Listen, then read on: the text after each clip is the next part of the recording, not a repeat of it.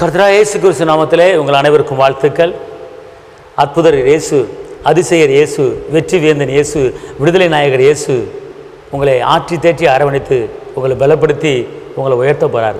இந்த நாளுக்குண்டான ஒரு உயிருள்ள ஒரு அற்புதமான ஒரு வார்த்தை எஸ்ரா 8:22.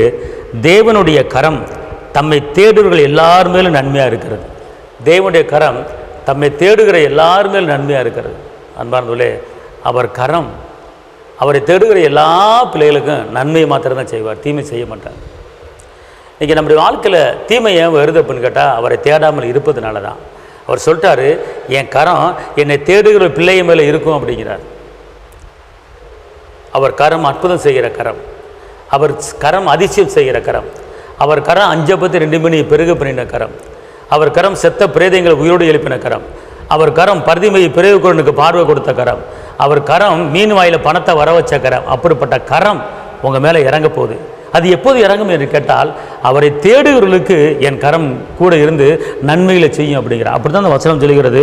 தேவனுடைய கரம் தம்மை தேடுகிறவர்கள் எல்லாரும் மேலும் நன்மையாக இருக்கிறது. தம்மை தேடுகிற எல்லா பிள்ளைகளுக்கும் என் கரம் நன்மையை கொடுக்க போகிறது, என் கரம் அற்புதங்களை கொடுக்க போகிறது, என் கரம் அதிசயங்களை கொடுக்க போகுதுன்னு ஏசப்பா சொல்கிறார். அல்லேலூயா. என்னன்னு கேட்டிங்கன்னா, கர்த்தரை தேடுங்கள், அவரை தேடுகிறவர்கள் மேலே என் கரம் இருக்குது அப்படிங்கிறார். அப்போ நீங்கள் என்ன செய்யணும்னு கேட்டிங்கன்னா, என் தகப்பன் இயேசுவானவரை தேடுங்க. கர்த்தரை தேடுகளுக்கு ஒரு நன்மையும் குறைபடாது. சிங்கக்குட்டி தாழ்ச்சென்று பட்டியம் கிடக்கும் கர்த்தரை தேடுகளுக்கு ஒரு நன்மையும் குறைபடாது. அதனால் எல்லா நன்மைகளையும் கர்த்தர் உங்களுக்கு கொடுக்க போகிறார். நீங்கள் பயப்படாதீங்க. கர்த்தரை தேடுங்கள், அப்பொழுது பிழைப்பீர்கள். நீங்கள் அவரை தேடிட்டீங்கன்னா உங்களுக்கு பிழைப்பு வந்துடும். நீங்கள் அவரை தேடிட்டீங்கன்னா அவர் கரம் உங்கள் மேலே வந்துடும். நாளை இன்றைக்கி ஒரு தீர்மானம் எடுங்க. அனுதினமும் ஏசப்பாவை தேடுங்க, அனுதினமும் ஏசப்பாவை துதிங்க, அனுதினமும் ஏசப்பாவுக்கு நன்றி சொல்லுங்கள், அனுதினமும் ஏசப்பாவை ஆராதிங்க. நீங்கள் ஆராதிக்கும் போது அவர் கரம் கூட இருந்து எல்லையே பெரியாதி உங்களை ஆசீர்வதித்து எந்த தீங்கும் அணுகாமல் உங்களை பாதுகாத்துக் கொள்வார். அப்படிப்பட்ட தெய்வம் இயேசு. நான் உங்களுக்கு அச்சபிக்கிறேன்.